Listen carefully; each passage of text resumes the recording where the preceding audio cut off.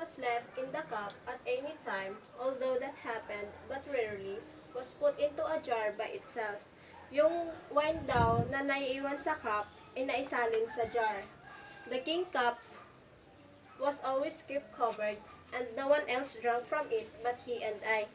Yung cup ng king palaging nakatakip at walang ibang uminom doon. But that time, si Magellan at yung king, doon sila uminom. Before the king took the cup to the drink, he raised his clasped hands toward the sky. Bago sila uminom, itinaas muna ni king yung baso niya sa sky at papunta toward me, papunta kay Magellan. And when he was about to drink, he extended the fist of his left hand toward me. Ginanon niya yung kamay niya kay Magellan. Ang pagkakaalam ni Magellan ay susuntukin siya. Pero that is sign of friendship. Nakipag-fist bump lang yung king. I did the same toward the king. Nakipag-fist bump din si Magellan. They all make the signs of friendship. Lahat daw sila ginawa yon kasi sign yon ng friendship. Before the supper hour, I gave the king many things which I had brought. Bago yung supper hour, binigay niya kay king yung mga dala niyang gamit. I wrote down the names of many things in their language. Sinulat ni Magellan yung mga dala niya through their language. Hello, good day ma'am. My name is Grizel Angel, reporter from Group 1. So, let's start. When the king and others saw me writing, and when I told them the words, they were all astonished. Astonished means namangha. While engaged in that, the supper hour was announced. We ate with the same signs and ceremonies. After which, we went to the palace of the king, which was built like a high loft and was touched with the fig and palm leaves. Big sabihin, nakita nyo good yung, for example, na high lofts is yung barn siya, yung madaming mga, ng palay ba yun, or mga grass, na parang nasa farm, ganun yung barn. For example, na high lofts barn siya, na hindi siya ginatirahan, pero madami good siyang mga damo-damo, ganyan, tapos with dahon ng palm leaves. It was built up high from the ground on hodge posts of wood, and it was necessary to ascend to it by means of ladder. So, ibig sabihin, kailangan pa siya akyatin kasi good, mataas, ganyan, malaki yung high loft. And the king made us sit down there on a bamboo mat with our feet drawn up like the tailors. Pinaupo sila sa mga bamboo with mat na gitahi ng mga mananahi dun sa kanila that time. After a half hour, a platter of roast fish cut in pieces was brought in and wine. After a half hour, idalan sila ng roast fish cut and with wine. The king's eldest son, who was the prince, came over to us, whereupon the king told him to sit down near us, and accordingly did so. Tinawag siya ng king yung prince na umupo dun sa tabi nila. And then 2 platters were brought in again. Another 2 plate ng fish with a sauce and other with the rice. So that we might eat with the prince. Kasama nilang kumain yung prince, anak ng king, the eldest son king.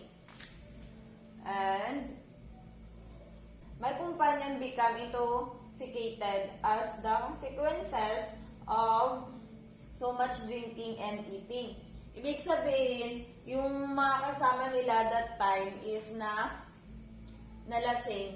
Kasi kapag sobra ng kain, sobra ng inom, ang sequence nila nun kapalit is yung malasing sila. So subang kain, sobra ng inom.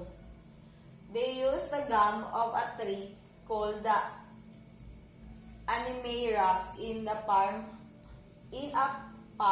of fig and leaves for the lights. Yung duga ng mga puno, yun ginawa nila pang lights. Next is the king made us sign that he was going to sleep. He left the prince with us, and we slept with the latter on a bamboo mat with pillows made of leaves. Yung king, nag-sign na siya dun sa bisita na matulog na siya, tapos iniwan niya yung anak niya. Iniwan niya yung anak niya kasama yung mga tao na naglakbay sa kanilang lugar. Tapos, ang hinigaan nila, yung bamboo mat na ginawa ng mga tailors with pillows na gawa sa dahon. Next, when the day dawned, the king came and took me by the hands. Pagsikat ng araw, pumunta yung king at nawakan yung kamay. And in that manner, we went to where we had supper in order to partake of refreshment, but the boat came to get us. Like nang sinabi ko nagpunta yung madaling araw na pumunta yung king sa kanila, tapos inawakan yung kamay as a sign of respect, ganun sa kanila. And then, before we left, dumating na yung bangka. Before we left, the king kissed our hand with a great, bago sila umalis, yung king, hinawakan. Tapos, as a sign ng respect sa kanila, kiss ng king yung mga kamay nila bago sila umalis. One of his brothers, the king of another, and the 3 men came with us. Yung mga kasama ng king, mga kapatid niya, pinuntahan bago sila umalis. The captain general, he kept him to dine with us and gave him many things. Yung napagsakay nila ng barko, yung captain doon, is binigyan sila ng mga pagkain, ganyan, at marami pang iba. Captain General means yun yung mas mataas pa sa prince, sa king, mas mataas pa doon. Yun lang po. So, hello, I'm Catrice Bernica Elozano from Tubers HMB, and I'll be tackling this part of the report. Pieces of gold of the size of walnuts and eggs are found by sifting the earth in the island of the king who came to our ship. So, pieces of gold the size of walnuts, alam niyo ba yung walnuts, siguro siya, and eggs, like, depende, small, medium, large. All the dishes of the king are of gold, and also some portion of his house, as we're told by that king himself. So, ang mga pinagkainan niya daw, dishes, mga plato, kutsara, tinidor, and also some of his house, like, sa mga parte ng kanyang bahay ay nagsasabi na gold daw ito. According to their customs, he was very youngly decked out and the finest looking man that we saw among those people. So, decked out means dressed in a fancy way. So, maayos siya tignan. His hair was exceedingly black and hung to his shoulders. He had a covering of silk on his head and wore 2 large golden earrings fastened in his ears. So, ang buhok niya ito ay itim at naabot hanggang shoulders. At nakasuot siya ng silk sa kanyang silk or cloth silk cloth sa kanyang ulo, nakapalibot, at nakasuot siya ng two large golden earrings sa kanyang dalawang tenga. He wore a cotton cloth, all embroidered with silk, which covered her from the waist to the knees. At her side hung a dagger, the half of which was somewhat long and of gold, and its scabbard of carved wood. So, meron siyang suot na waist hanggang knees. At sa gilid nito, meron siyang dagger. Excuse me. Dagger, which is parang kutsilyo. He had 3 spots of gold on every tooth, and his teeth appeared as if bound with gold. He was perfumed with storax and benzoin. He was stony and painted all over. So, meron daw siyang 3 gold sa ngipin. And yung teeth niya, parang kung makita mo, parang nangyaning ng gold. He was perfumed with storax and benzoin. Kung anong amoy ng storax and benzoin, and right of the pronunciation. Yun po ang ako niya.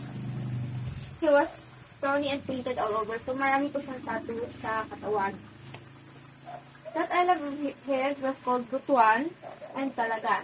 When those kings wished to see one another, they both went to hunt in that island where we were.